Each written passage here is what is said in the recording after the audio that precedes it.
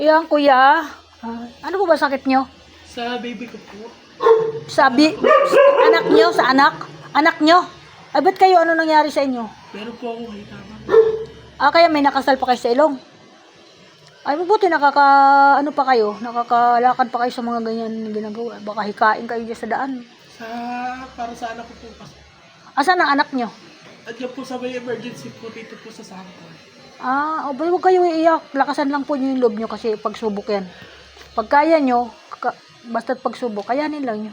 Wala akong ano dito, kuya. Pasensya na po Okay lang po. Okay lang po. May mga sakit din po kami.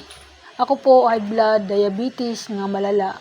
Pero hindi ko po yun iniisip yung karamdaman kasi na natural lang yun dumarating sa buhay natin. Kailangan malakas lang mga loob natin. Kaya titibayan lang natin yung ating ganyan. Huwag mo natin isipin na malubha yung mga ganon. Isipin natin na gagaling. Po kasi ako kaya solo parent. Iwalay po ako sa asawa. Iwalay kayo sa asawa? Bakit? Ilan po yung anak nyo? Isa lang po. 9 months old po. Naku po, bata. Babae, laki. Lalaki po. Lakasan na lang po yung loob nyo. Pasensya na po dito. Okay na po. Salamat po. Okay. Pasensya na po Hindi ko po kasi minsan, pagkataon lang din nga, wala ako ngayon. Kung mayroon lang ako, bibigyan ko kita ng medyo makabili man lang ng kahit ulam. Kaya lang nagkataon, wala din ako. Kababayad ko lang ng kuryente.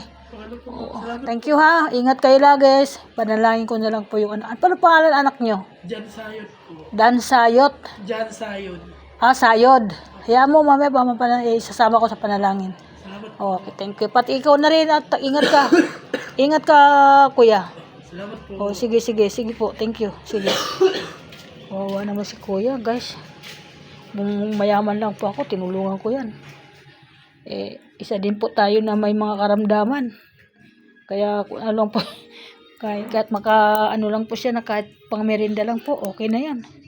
Yan, mahirap talaga. Kaya, mahirap talaga may sakit. Kita mo siya gumagawa ng paraan para sa anak niya. Para mahiraos yung anak niya na may sakit. Tapos siya rin may sakit.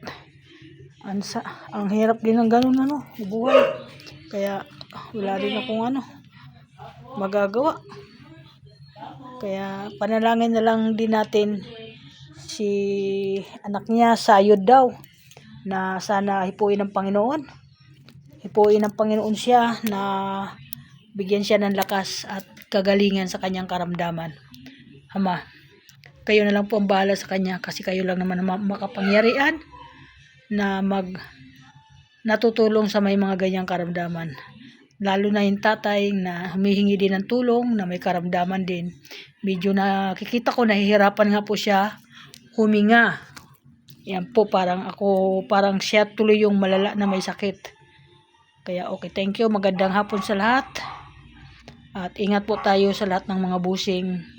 Kasi napapatuloy yung luha ko dun sa tatay nga naghahanap ng pang tusto sa kanyang anak sa ospital nga naka-admit. Thank you. Sana ay pagpalarin nga tulungan siya ng Panginoon.